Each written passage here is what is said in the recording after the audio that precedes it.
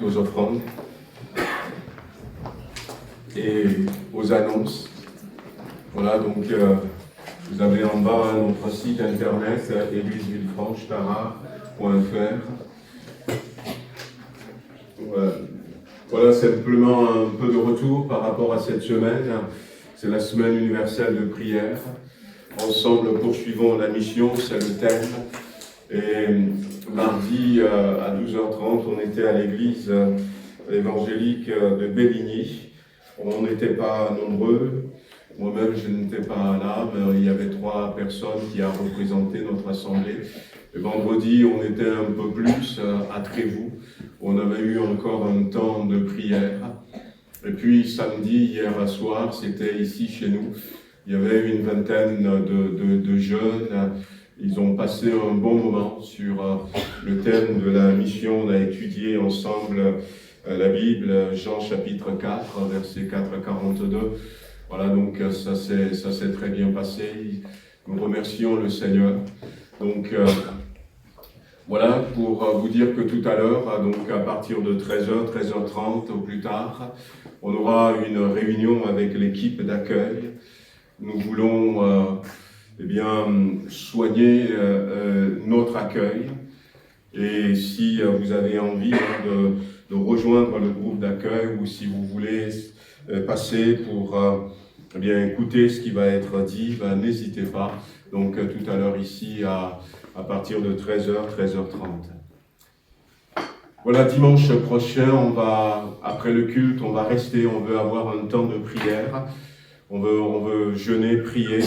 C'est toujours bien, je pense, au début de l'année, de prendre du temps pour jeûner, prier. Vous savez, quand on jeûne, on fait du temps pour le Seigneur. On choisit de peut-être réduire nos repas, peut-être de réduire la télé, de réduire peut-être d'autres addictions que nous pourrons avoir.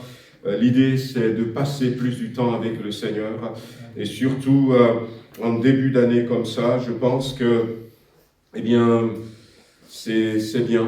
C'est bien de pouvoir passer du temps dans la présence du Seigneur pour voir un peu ce que le Seigneur nous dit et là où le Seigneur va nous conduire. Donc, rendez-vous dimanche prochain. Voilà, donc, je voudrais que nous puissions continuer à prier pour la recherche d'un local et la vente du local actuel. Vous savez qu'on n'a pas pu conclure parce que le voisin du haut avait mis des bâtons dans les roues. Mais je pense qu'il ne faut pas qu'on baisse les bras. Il faut continuer à prier pour ce besoin. Il faut continuer à rechercher. Il faut continuer aussi à prier que le Seigneur nous permette de vendre ce local actuel. Alors, moi, j'étais au jeûne et prière cette semaine, et effectivement, ça coïncidait. Le thème, c'était la mission. C'était la mission, c'était le jeûne et prière de la mission intérieure sud. La mission intérieure, c'est un département des assemblées de Dieu qui s'occupe de l'ouverture des églises en France.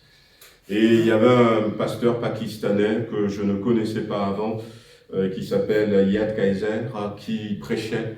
Et puis après la prédication, un temps de prière. Et pendant ce temps de prière, alors que nous étions debout en train de prier, à un moment donné, le Seigneur m'avait montré une vision. Et je ne l'avais pas partagée avec les frères là-bas, parce que j'ai pris d'abord cette vision pour moi. Et cette vision, l'église était là, et il y avait toute une foule de personnes qui étaient dehors, qui voulaient rentrer. Je crois que le Seigneur veut rajouter à son église. Le Seigneur veut rajouter à son église, parce que dehors, c'est le monde. Dehors, c'est le monde.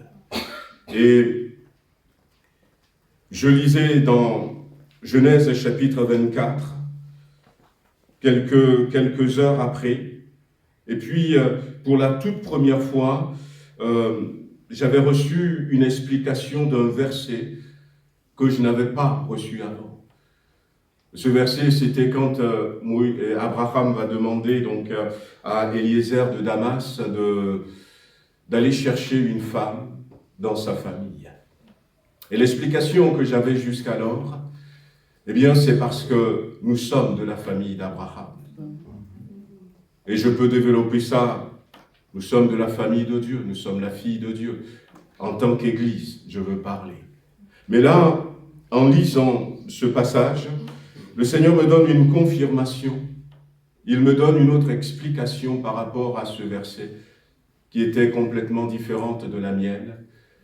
Il a dit, parce que l'épouse se trouve dehors. C'est pour ça qu'il faut aller la chercher. L'épouse se trouve dehors. Dehors, c'était en Mésopotamie.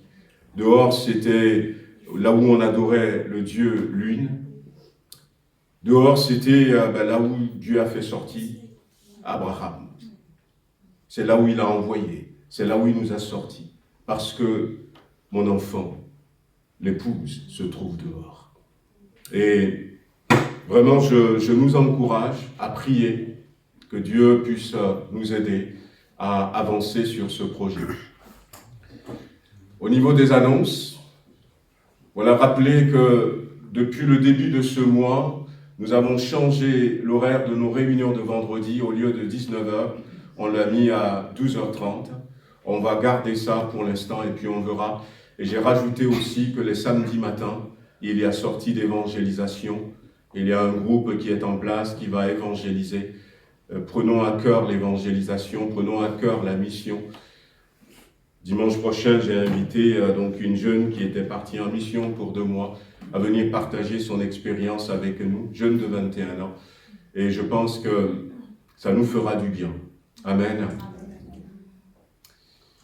Alors le dimanche 4 février, atelier créatif pour les concernés. Et le samedi 10 février, donc il y a aussi une réunion des sœurs. Voilà, donc pour toutes les sœurs de l'Assemblée, une fiche est à votre disposition. Voilà, donc je rappelle que dans le cadre de cette semaine, nous avons voulu, donc les églises évangéliques de Villefranche-Beausoleil et Vallée de Saône, donc c'est 4 églises, 5 même. Alors c'est nous, ADD, l'église baptiste. L'église KF, c'est l'église de Béligny, donc rue de Riotier. Caris, c'est l'église de Trévoux, ceux à qui on avait prêté notre salle pendant 10 mois.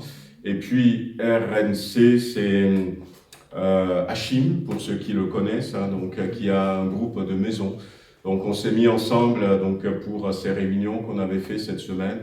Et pour la première fois, on voulait avoir un culte en commun. Donc on l'a déjà annoncé, le dimanche 18 février à 10h. Donc ce culte sera bien entendu suivi d'un apéro fraternel. On pensait faire un apéritif connecté, non pas avec nos téléphones, pas du tout. On voulait essayer de voir si on peut arriver à regrouper ensemble des personnes qui travaillent peut-être dans le même domaine et qui ne se connaissaient pas. C'est à la salle des Échevins, mais on reviendra là-dessus. Alors nous avions fixé la date pour notre assemblée générale ordinaire, donc ça va être le dimanche 10 mars à 10h30. L'ordre du jour vous sera communiqué. Et à l'occasion, je veux rappeler donc, que seuls les membres peuvent voter.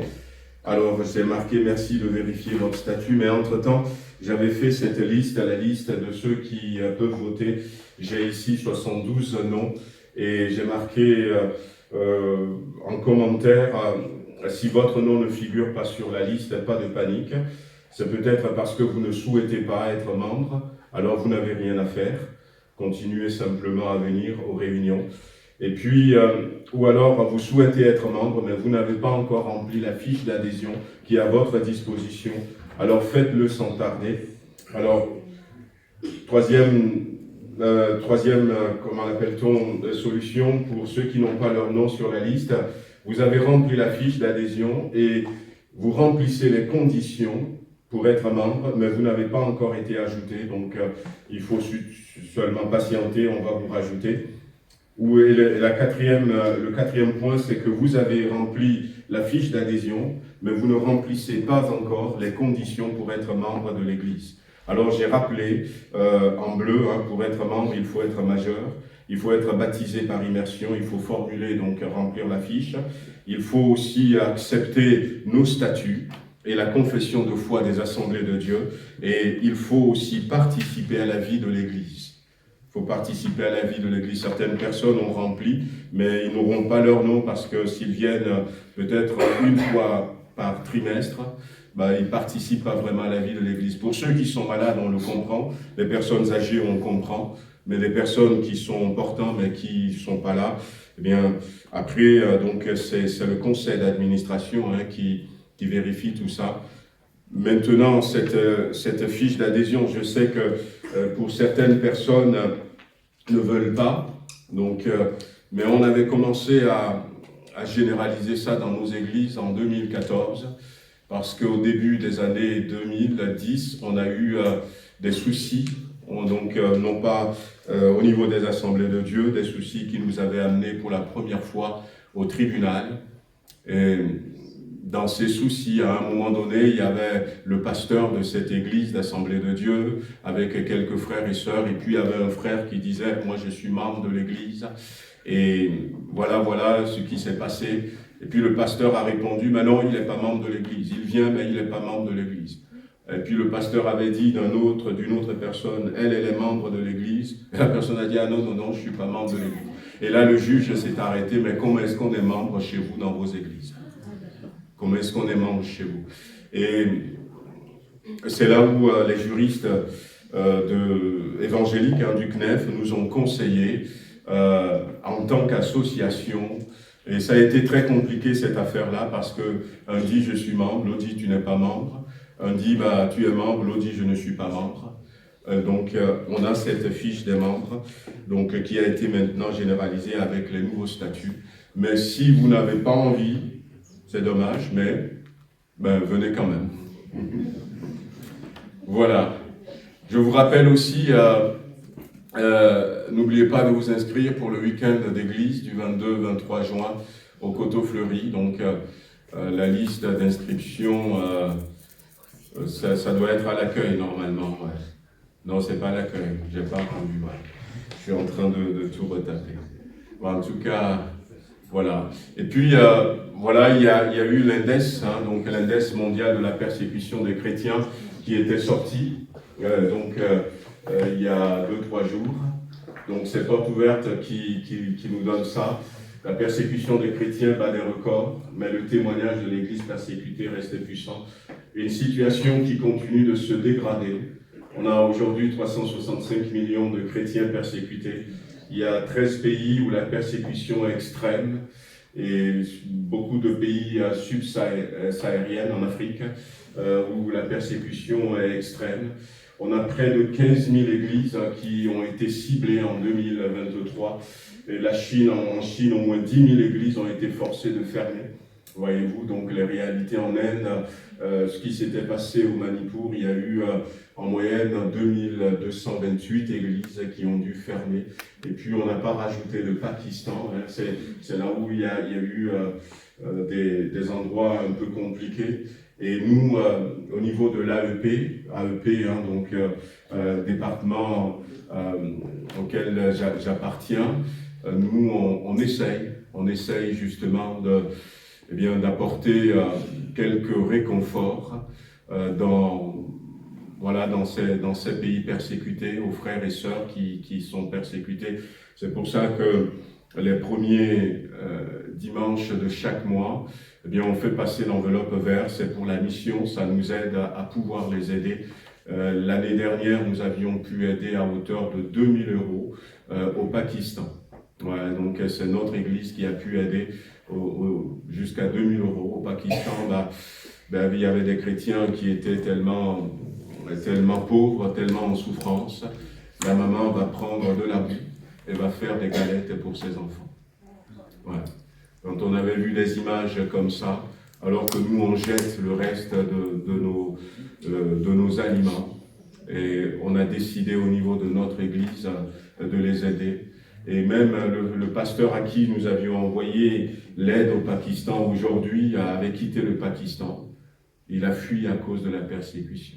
Sa vie était menacée depuis un certain temps, mais le Seigneur nous ouvre toujours une porte pour aller aider dans ces endroits-là.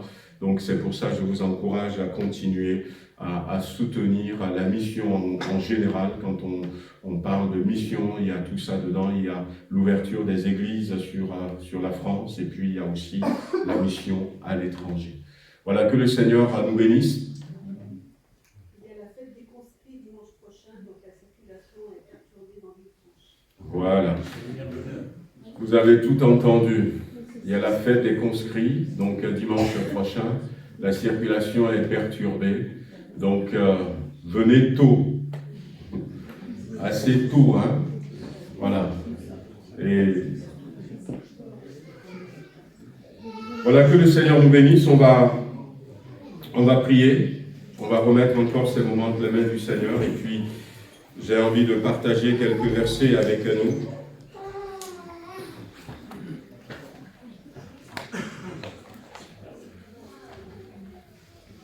On lira dans Luc chapitre 1. On peut lire même le verset avant de prier. Luc chapitre 1er.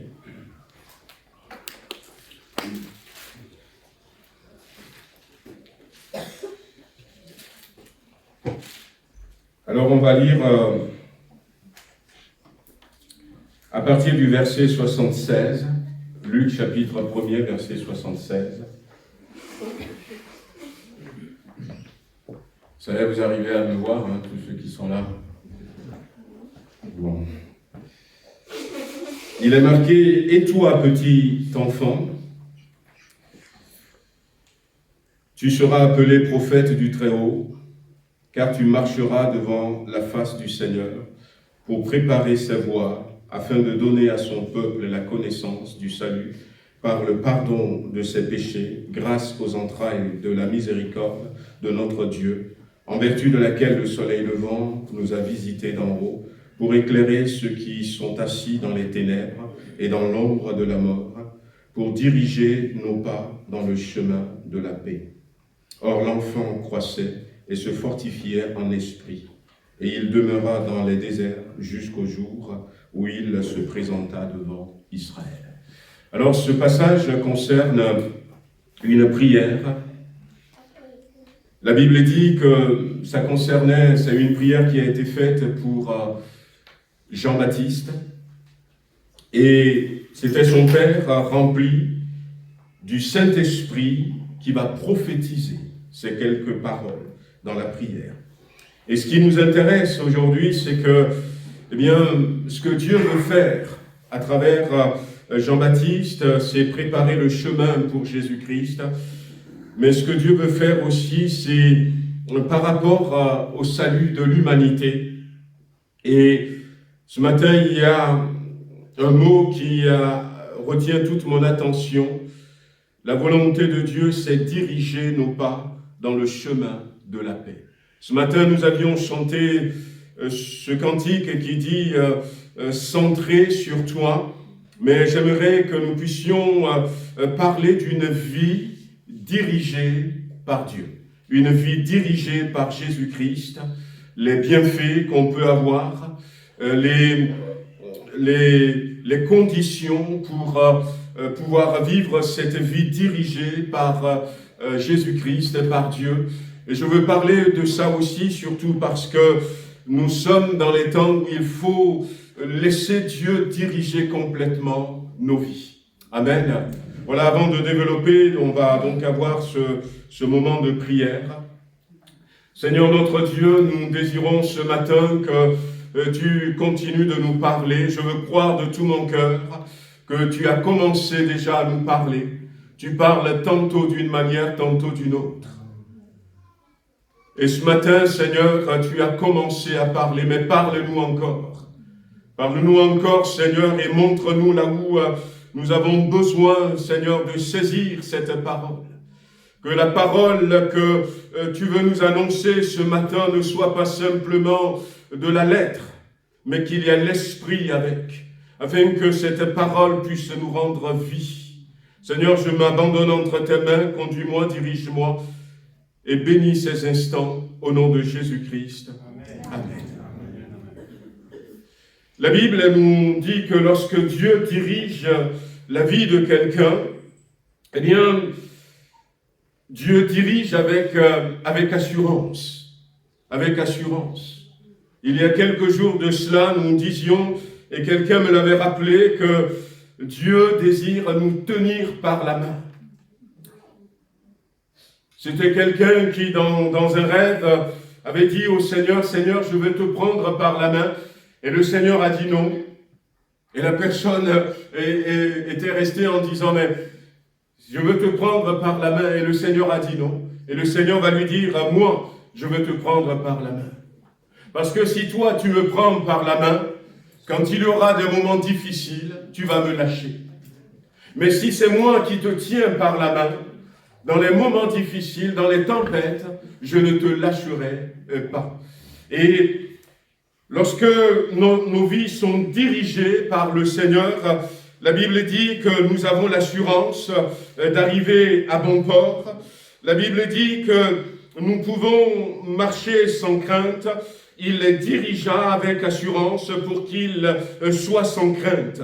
Et la mer couvrit leurs ennemis. Ça, c'est un témoignage dans la Bible concernant le peuple d'Israël qui était sorti de l'Égypte, où la Bible va dire que eh bien, Dieu va les diriger, il va les conduire. Lorsque Dieu dirige nos pas, eh bien, Dieu sait là où il nous mène. Dieu connaît très très bien ce monde. Dieu connaît le chemin. Il n'a pas besoin de GPS. Et Dieu connaît là où il y a des pièges, là où il fait sombre. Lorsque Dieu nous conduit, Dieu nous dirige, c'est l'assurance.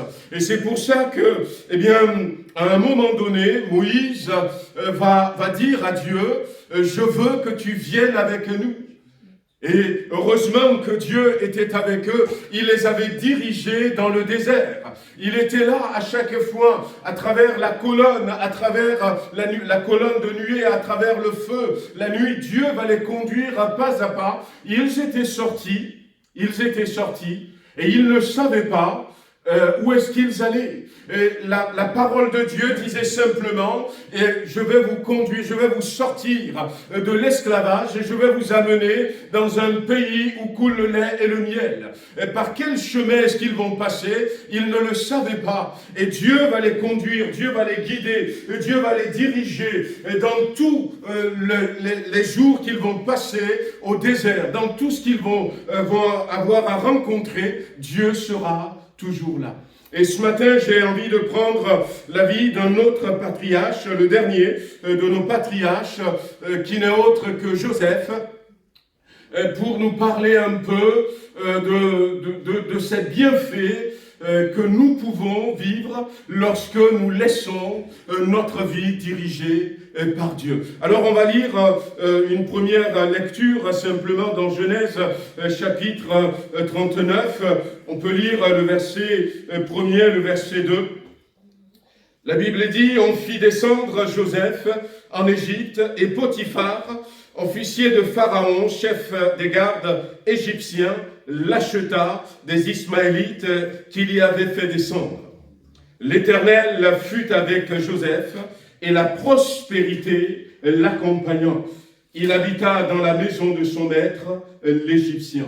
L'Éternel fut avec Joseph et la prospérité va l'accompagner. Et nous voyons que lorsque Dieu dirige notre vie, il n'y a que la prospérité qui peut nous accompagner. La Bible dira, je veux que tu prospères. C'est la volonté de Dieu, que nous prospérons à tous égards, comme prospère l'état de notre âme. Dieu ne peut pas diriger notre vie sans qu'il n'y ait pas la prospérité. Le premier point que j'aimerais partager avec nous, c'est que dans ce passage, vous avez bien vu, eh bien Joseph a été vendu comme esclave.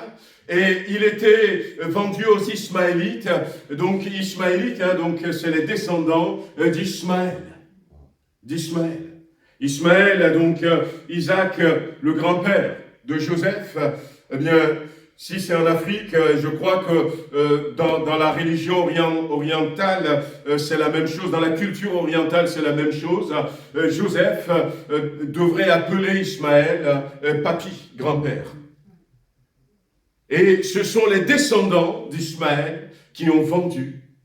Mais avant de le vendre, ses propres frères à Joseph, ses propres frères, les enfants de son père, voulaient le tuer.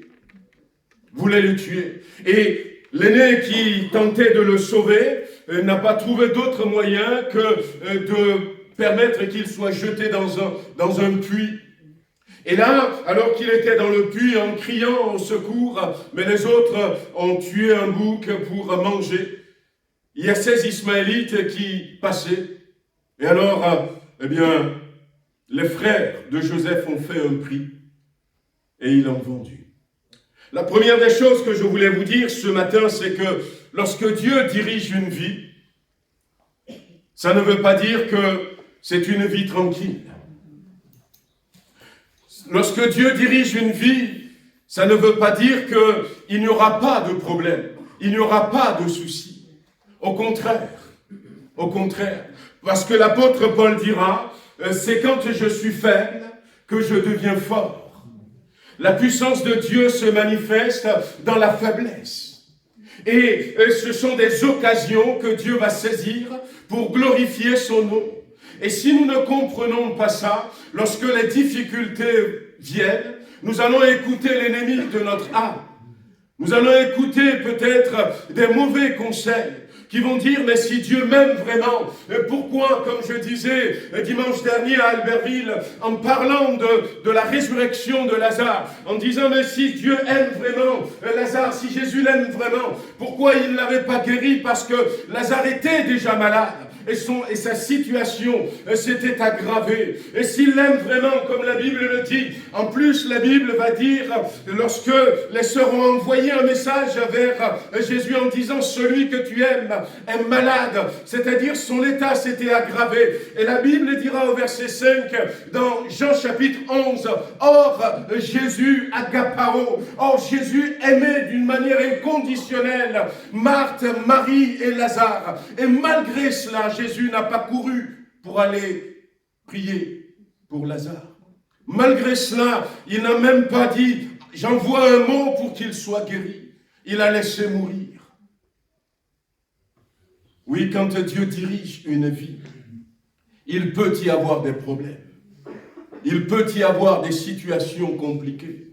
Il peut y avoir peut-être des choses qui nous étonnent, que nous ne comprenons pas de la part de Dieu. De la part de Dieu. Lorsque je regarde dans la Bible, eh bien, Isaac était né, et puis il a passé son temps. Son père était encore là, sa femme ne pouvait pas donner des enfants. Il a intercédé pour sa femme, Rebecca, et seulement 20 ans après, Rebecca va donner naissance à ses jumeaux. Et puis le temps a passé, Abraham est mort. Et puis, à un moment donné, il a rencontré des difficultés. Et Dieu vient et Dieu lui dit, je suis avec toi. Il a toujours été là. Et il sera toujours là. Alors je ne sais pas dans quel état vous êtes. Peut-être des incompréhensions. Mais si Dieu dirige ma vie, si Dieu est avec moi, comment se fait-il? Alors ne doutez pas, Dieu est toujours là. Il est assis sur son trône. Il est souverain. Mais focalisons-nous plutôt sur ce que Dieu va apporter à ce garçon. Et en plus, c'est la première fois dans ce verset que nous avions lu que la Bible va dire « L'Éternel est avec Joseph ». C'est la première fois que c'est écrit. Et alors que quelqu'un pourra dire, mais où étais-tu quand mes frères me haïssaient? Où étais-tu quand ils m'ont attrapé, m'ont dépouillé de ma tunique et m'ont jeté dans ce puits? Où étais-tu quand j'ai été vendu comme esclave? eh bien on verra que quand Dieu dirige la vie d'un homme, d'une femme, eh bien il est toujours là et il sera toujours là. Pourquoi est-ce que c'est bien de laisser Dieu diriger notre vie? D'abord parce que Dieu veut nous apporter la prospérité. Sans Dieu, nous ne pourrons pas y arriver. Sans Dieu, nous ne pouvons pas y arriver. Rappelez-vous, pour ceux qui étaient là, Abraham avait suivi l'ordre de son papa, qui lui a dit, levons-nous, allons dans le pays de Canaan. Ils sont arrivés à Charan, ils sont restés là, jusqu'à ce que le père d'Abraham était décédé. Mais à partir du moment où Dieu va dire à Abraham, lève-toi, va à Canaan, là, Abraham va arriver à Canaan. Quand Dieu dirige notre vie, il nous accompagne. Il nous accompagne. Il sera toujours là.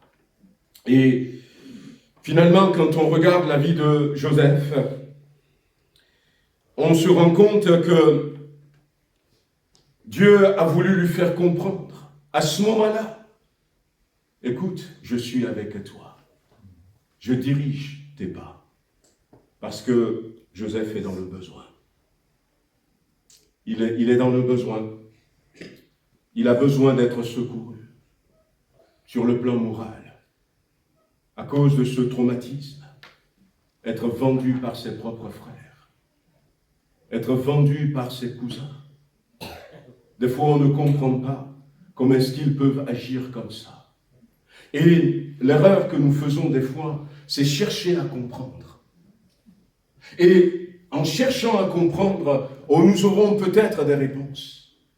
Mais au lieu de chercher à comprendre, appuyons-nous sur le Dieu qui est toujours là pour que notre cœur soit consolé. Dieu a voulu dire à Joseph qu'il est avec lui parce qu'il sait qu'il en a besoin. Il en a besoin dans ce moment crucial.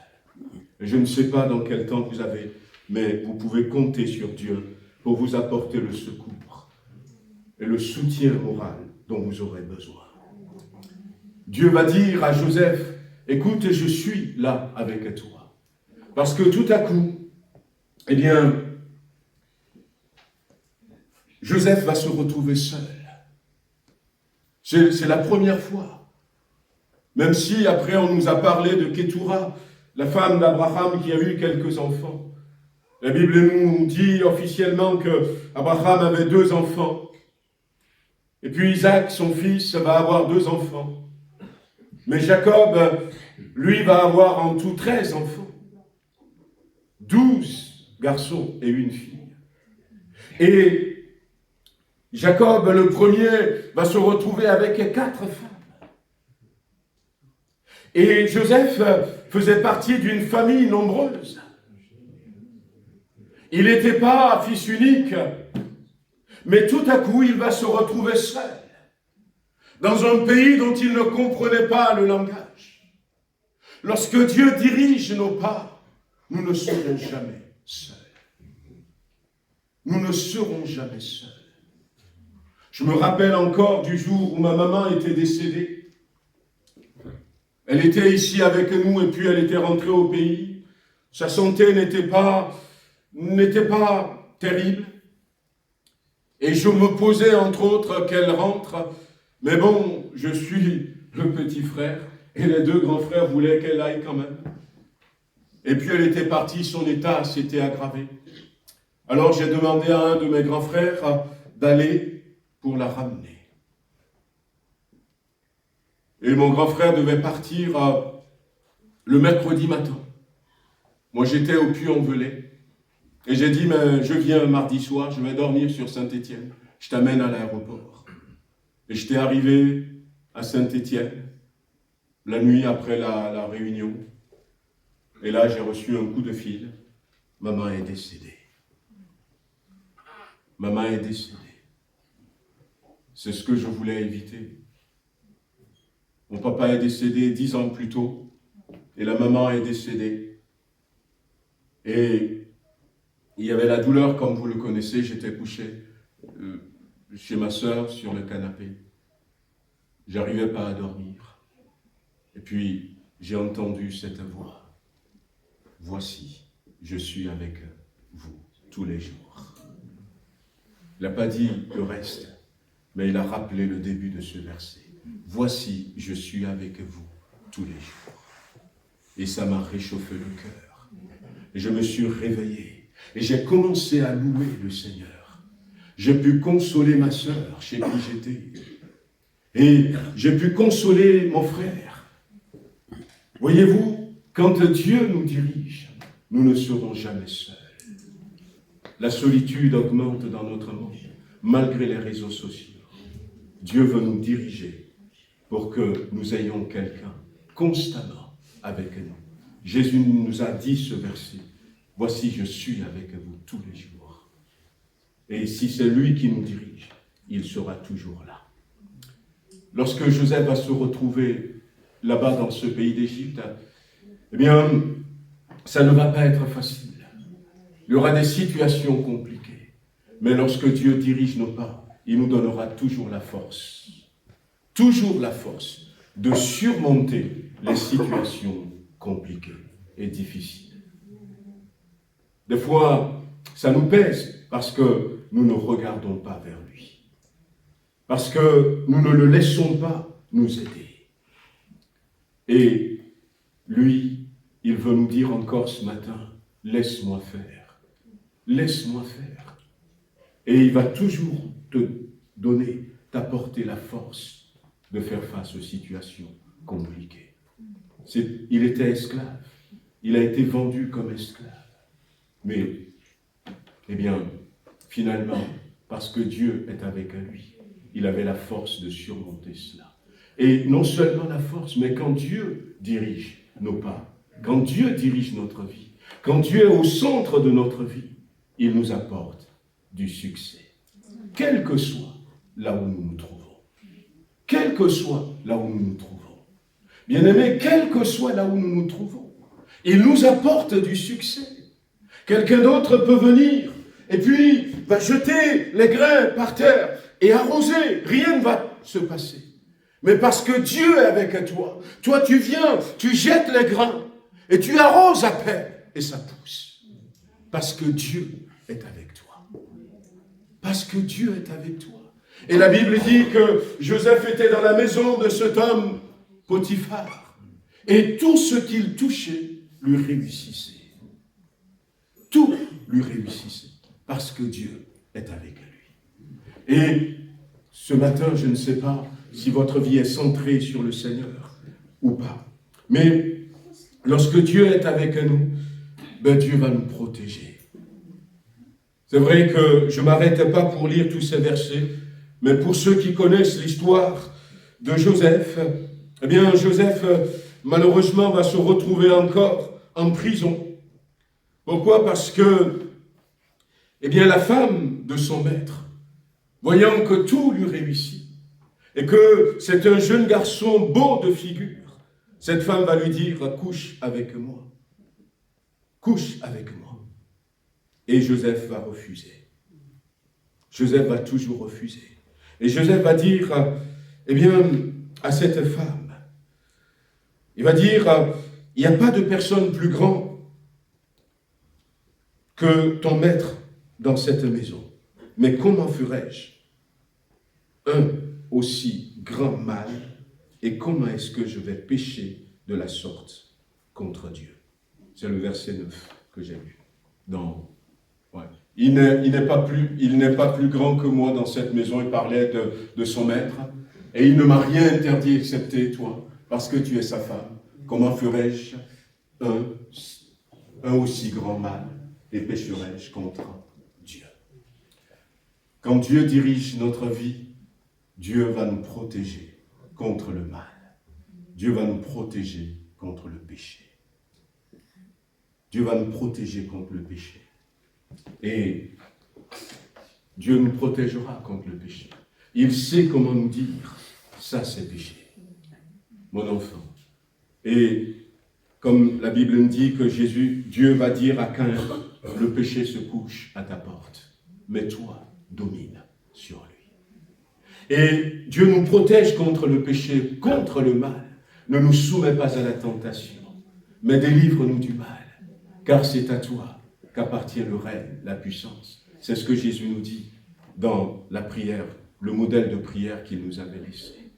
Non seulement Dieu nous protège contre le péché, mais quand c'est Dieu qui est au centre de notre vie, il nous donne la force de ne pas succomber au péché. Oui, c'est possible, encore aujourd'hui. Eh bien, quand Dieu dirige notre vie, il sait toujours comment nous sortir d'affaire. Et il sait même comment utiliser les pierres. Les pierres. Un jour, on rentrait à la maison, j'étais en tongue. Voilà, c'est comme ça qu'on l'appelle ici.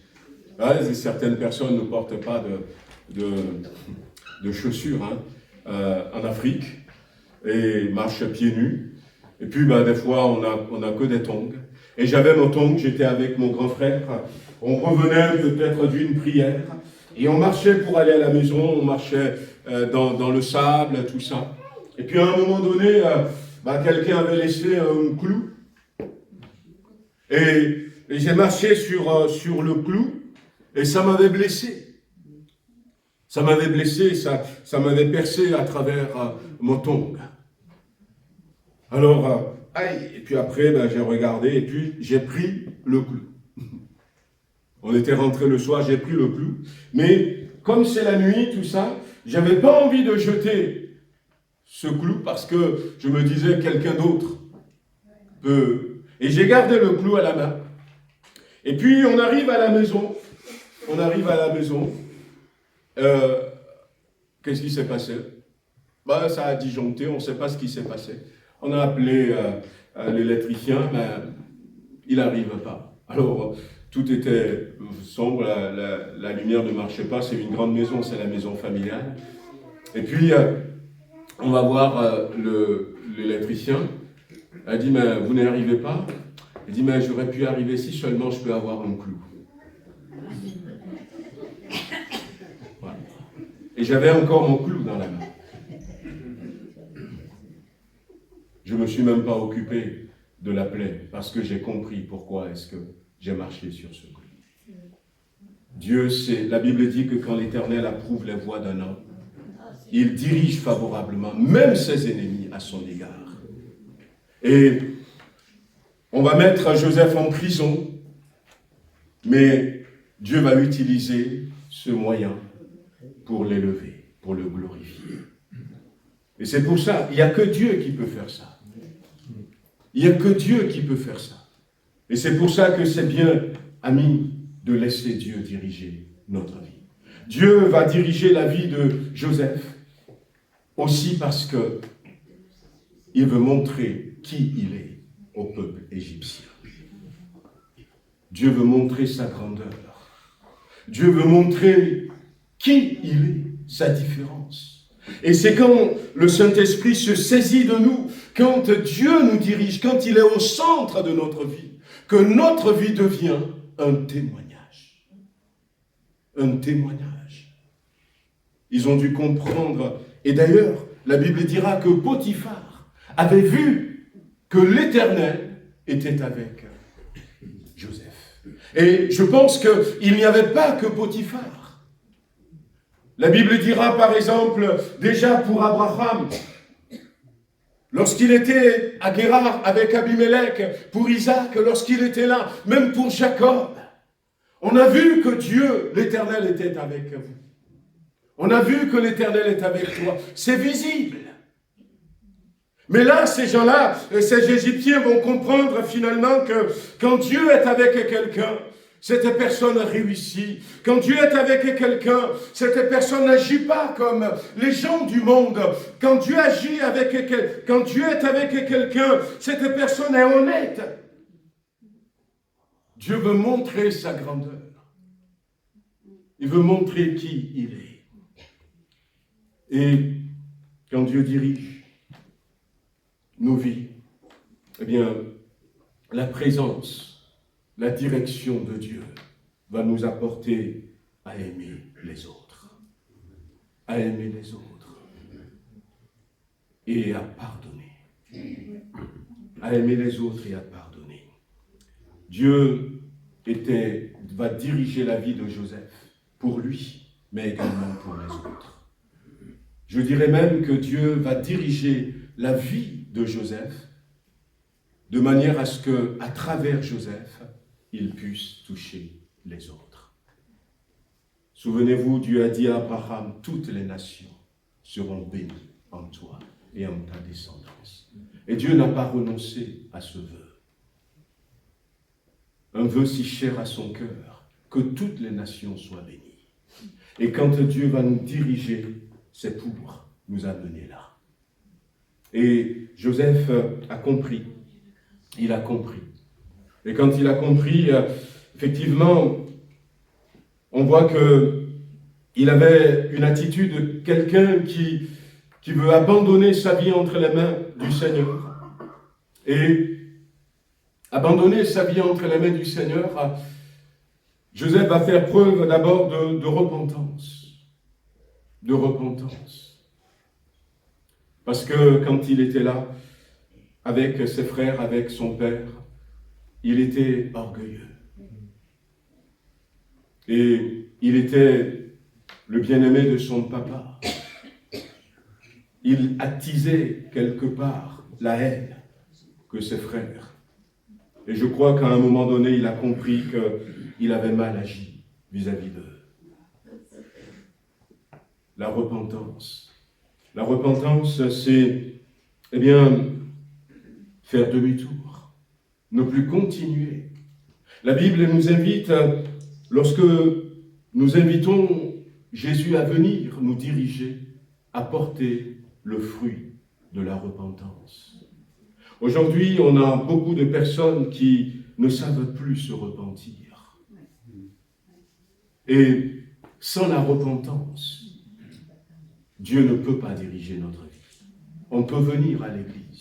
Chez nous, on dit, et c'est une proverbe de chez nous, 1000 ans, le bois dans l'eau ne deviendra jamais crocodile. Ouais.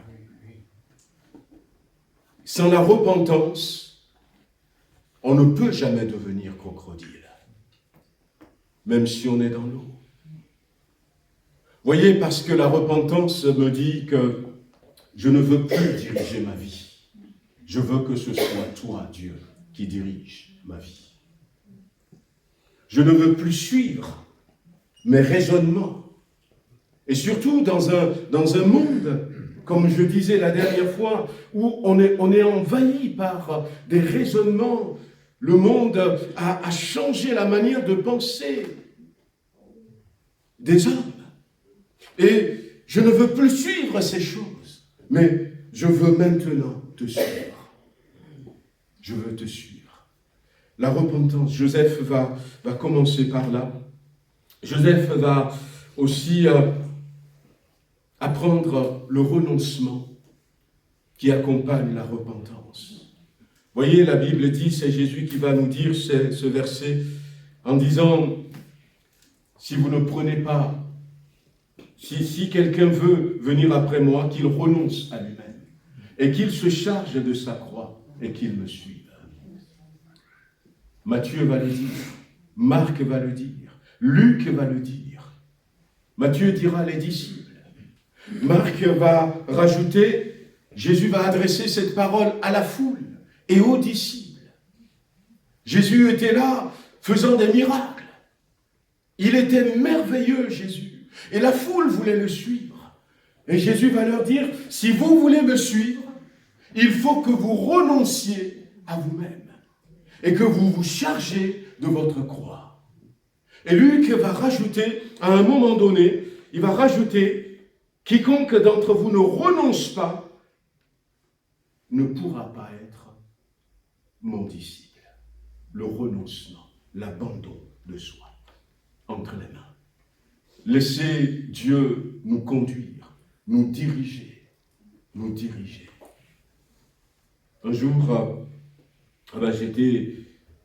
j'étais en colère contre quelqu'un. Et je pensais que ça me donnait le droit, puisque la personne avait tort. La personne avait tort. Et je venais de connaître le Seigneur. Merci Seigneur, parce que au début, il est toujours là. Et il me parlait, il va m'apprendre des choses. Et donc j'étais en colère. Et je voulais me venger contre cette personne. Et puis le Seigneur m'a parlé. Et il m'a dit, laisse-moi te venger. Laisse-moi te venger. Mais je ne voulais pas parce que je me disais, lui, il est Dieu.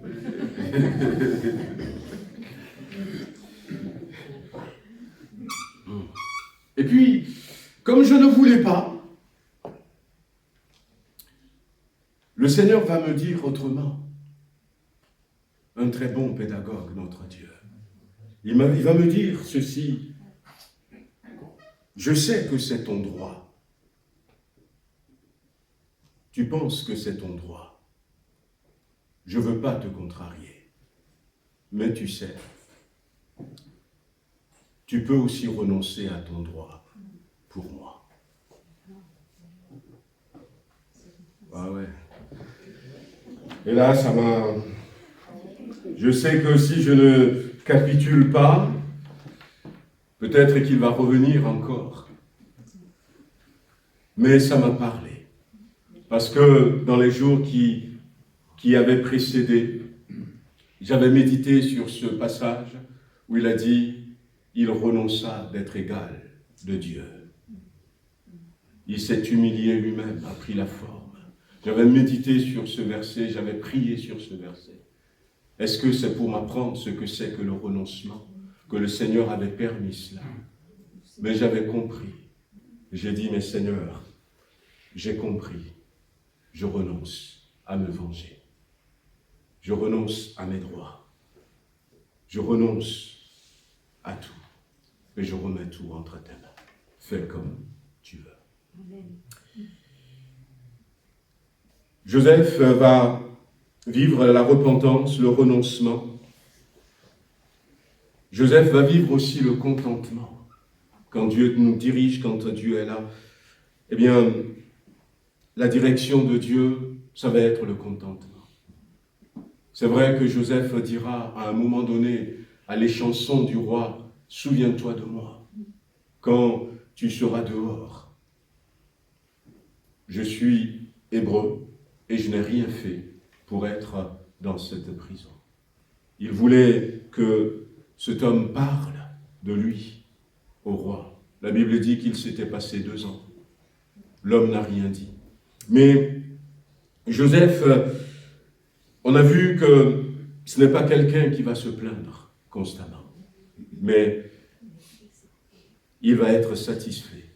Le contentement, sans le contentement, nous ne pouvons pas nous laisser diriger par Dieu, parce que nous n'arrêterons pas de questionner Dieu. Nous n'arrêterons pas de dire, eh bien, pourquoi c'est comme ça, pourquoi c'est comme ça, pourquoi tu n'as pas fait comme ça. Moi je voulais. Le contentement nous parle d'un esprit satisfait, de l'état dans lequel on se trouve. On est satisfait. Si Dieu a voulu que ce soit comme ça, eh bien, que son nom soit glorifié. Et indépendamment des circonstances extérieures, le contentement, c'est en nous. C'est notre esprit. Après, il peut y avoir des circonstances extérieures. Mais Joseph, je crois que, eh bien, il était là, dans ce contentement. Et Joseph, c'est quelqu'un qui va toujours faire confiance à Dieu. Il va faire confiance à Dieu, même si la souffrance était là. Il va faire confiance à Dieu. Et sa confiance était fondée, inébranlable, sur la parole que Dieu avait dit à Abraham. Jacob avait 15 ans quand Abraham était décédé. Et il a pu raconter à ses enfants ce que Dieu a fait dans la vie d'Abraham, ce que Dieu lui a dit. Et Abraham comprenait que la promesse, ce n'est pas pour lui. Parce que Dieu lui a dit que toutes les nations seront bénies en toi. Dieu lui a dit, ta descendance sera une multitude comme. Et il savait qu'avec un seul enfant, alors il va transmettre cela, cette parole, cette promesse. Et la confiance de Joseph était fondée sur cette parole inébranlable. Bien-aimés, nous avons besoin de grandir dans la confiance dans le Seigneur. De grandir comme Joseph,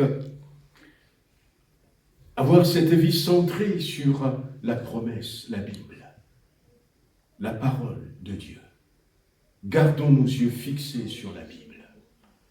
Que ce livre de la loi ne s'éloigne pas de ta bouche. Ils vont poursuivre cette parole. Il n'y avait pas d'écrit à ce moment-là. Mais ils vont garder la parole dans leur cœur. Et je ne sais pas quelle parole Dieu vous a donnée, quelle promesse de la Bible vous aviez pris. Et je crois aussi que la confiance de Joseph n'est pas simplement fondée sur cette belle promesse, mais cette confiance va être alimentée par ce que Isaac a vécu, ce que Jacob, son père, a vécu, par les apparitions qu'ils ont vécues, ce que Dieu leur avait dit. Et il va alimenter sa confiance. Il va alimenter sa confiance par ses rêves que Dieu lui avait donnés. Et nous avons besoin de nourrir notre confiance en Dieu. Parce que si nous ne nourrissons pas la confiance en Dieu, la confiance va mourir. La confiance va mourir. La foi va mourir.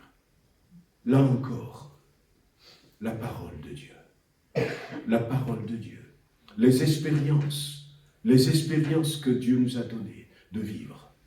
Tenons bien fermement à ces choses. Il avait confiance en Dieu. Et je crois que cette confiance aussi porte en elle l'espérance que ça ne va pas être ma fin.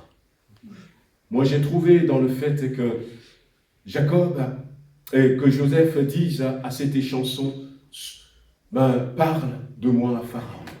Il a l'espérance que sa vie ne va pas se terminer là, dans la prison. Quelle est notre espérance? L'espérance vient avant la foi, mais l'espérance nourrit la confiance. Nourrit la confiance. Quelqu'un dira, je sais que mon Rédempteur est vivant et qu'il se lèvera le dernier. Après tout, il se lèvera. C'était Job. Je sais que mon Rédempteur est vivant. Gardons espoir, frères et sœurs. Gardons espoir, amis. La confiance de Joseph, porte cette espérance. Cette espérance. Et puis, je crois aussi que, cette confiance est plongée, imbibée dans ce désir constant que Joseph a de mettre Dieu en avant. Voyez comment il parle. Par exemple, quand il va interpréter les songes aux deux prisonniers avec lui, ou quand il va interpréter le songe de Pharaon, jamais Joseph ne va se mettre en avant. Il va dire, le Dieu du ciel peut te donner l'explication. Il rajoute même pas, il ne va même pas rajouter par ma bouche. Il a tellement confiance en Dieu, et cette confiance se voit aussi par le fait que il laisse Dieu devant. Il laisse Dieu devant. C'est Dieu qui fait, c'est Dieu qui fait. Comme Daniel, qui va dire à Nebuchadnezzar, dans le ciel, il existe un Dieu. Il met Dieu devant, parce que c'est Dieu qui dirige sa vie. Et l'apôtre Paul de dire, si je vis, ce n'est plus moi qui vis, mais c'est Christ qui vit en moi. Lorsque Dieu dirige une vie, il nous amène à vivre cette repentance, à vivre ce renoncement, cette abnégation, à vivre cet abandon total entre ses mains, mais aussi à vivre dans cet esprit de contentement. L'apôtre Paul dira, je sais vivre dans l'abondance, je sais vivre dans la disette. mais à avoir confiance en Dieu, quelle que soit la situation, à avoir confiance à Dieu. Ma femme m'a réveillé cette nuit-là et on était à Lima et elle entendait des bruits. Elle entendait des bruits, c'était des mini-explosions. Et puis elle s'était réveillée quand même. Elle a ouvert la fenêtre et puis elle regarde, on était au premier étage. Et il y avait de la fumée. Alors elle me réveille. Elle me dit, mais lève-toi, lève-toi. Il y a le feu chez les voisins. Alors je m'étais réveillé. Et puis j'ai regardé aussi. Bon, c'est pas chez les voisins directs, c'est de l'autre côté. Et j'ai dit à ma femme, non, ça ne va pas arriver chez nous. Et puis j'étais parti me coucher. Et quelques minutes après, Maggie me dit, mais il a commencé à ronfler. Et elle était étonnée de voir qu'il y a le feu et tout. T'es pas resté éveillé et tout ça. Ben non, ben. Je dis, mais il ne va pas arriver chez nous. Et ben, quand je dis, mais t'inquiète pas, il ne va pas arriver chez nous. Laisse-moi dormir, je ne sais même pas ce que j'avais fait ce jour-là. Mais j'avais confiance. J'avais confiance. Et heureusement qu'il y avait ce feu. C'était une voiture qu'ils ont brûlée, les gamins qui ont pris d'autres voitures. Et dans notre maison où on habitait à ce moment-là, il y avait une fuite de gaz. Et je ne connaissais pas l'odeur, je ne savais rien. Et quand les pompiers étaient arrivés, ils ont coupé l'arrivée de gaz dans tout le lotissement, tout le quartier. Et puis, ils sont venus nous dire, vous n'aurez pas de chauffage, vous n'aurez pas de gaz. Et après, bon, ils sont revenus, ils ont remis, mais pas de gaz. Parce que comme ils ont coupé, il y a de l'air qui est rentré. Comme il y avait un trou, il y avait de l'air qui est rentré. Je n'arrivais pas à avoir le gaz. J'ai dit, ben, qu'est-ce que vous aviez fait? On n'arrive pas à avoir le gaz. Ah ben, on a remis. Hein, s'il y a un souci, voyez, avec les gars de chaudière, tout ça. Je les ai téléphonés, tout ça. Et puis finalement, il y a un monsieur qui faisait des travaux à la maison et qui rentre comme ça, qui dit, mais ça sent le gaz. Je dis, ah bon? Moi, je dis oui. Alors, on a retrouvé la fuite, on a colmaté. Et finalement, je me disais, mais peut-être que c'était pour nous sauver, hein, peut-être d'une explosion. Ne voulait pas le Seigneur qu'on parte en 1000 morceaux. Je ne sais pas, mais quand Dieu nous dirige, il sait comment utiliser les situations pour notre bien. Qu'est-ce que c'est bon de se laisser diriger par Dieu. On va baisser la tête, on va prier. On va prier. Nous sommes encore au début de la nouvelle année, et peut-être que la prière de quelqu'un serait, Seigneur, je désire que tu me diriges, que tu me conduises tout au long de cette année. Peut-être qu'il vous manque la première étape, la repentance. La repentance où nous disons au Seigneur, je pensais que je pourrais diriger ma vie, mais je me rends compte que je me suis pris plusieurs fois le pied dans le filet. Aujourd'hui, je veux abandonner ma vie entre tes mains. Je veux faire demi-tour. Je ne veux plus m'asseoir sur le trône de ma vie. Je veux que Jésus, tu sois le roi de ma vie. Vous pouvez le lui dire. Peut-être qu'il vous manque le contentement. Il vous manque peut-être cette confiance totale. En disant, même si je me retrouve aujourd'hui en prison, je sais que Dieu peut utiliser ça demain pour m'élever. C'est ce qui va se passer avec Joseph. Alors, prions quelques instants, frères et sœurs, amis qui êtes là. Ouvrez votre cœur. Nous ne sommes pas là simplement pour passer un bon moment, mais nous sommes là pour laisser Dieu nous conduire, nous diriger, nous guider. Remettre dans notre vie ce qu'il faut pour que, comme nous l'avions chanté ce matin, comme ça a été rappelé dans cette lecture qui a été faite, non seulement nous vivions une vie dirigée par lui sur cette terre, mais quand le moment serait là, qu'il nous accueille dans son ciel de gloire. alors ne passez pas à côté. Seigneur notre Dieu, nous voulons te prier ce matin encore, te demander de poser ta main sur nos vies. Seigneur, tu entends les cœurs, tu vois chacun d'entre nous. Chaque fois que tu nous parles, c'est pour notre bien. Là où nous avons besoin, Seigneur, que quelque chose soit corrigé dans notre engagement, nous te prions, Père. Nous te prions, dans le nom de Jésus-Christ, de nous exaucer, afin que nos vies soient entièrement, complètement entre tes mains. Bénis quelqu'un ce midi. Bénis, Seigneur, chacun d'entre nous. Et bénis cette semaine qui est là devant nous. Dans le beau et précieux nom de Jésus-Christ. Amen. Amen. Que le Seigneur nous bénisse, nous raccompagne. Et on se dit à mardi soir pour la réunion de prière.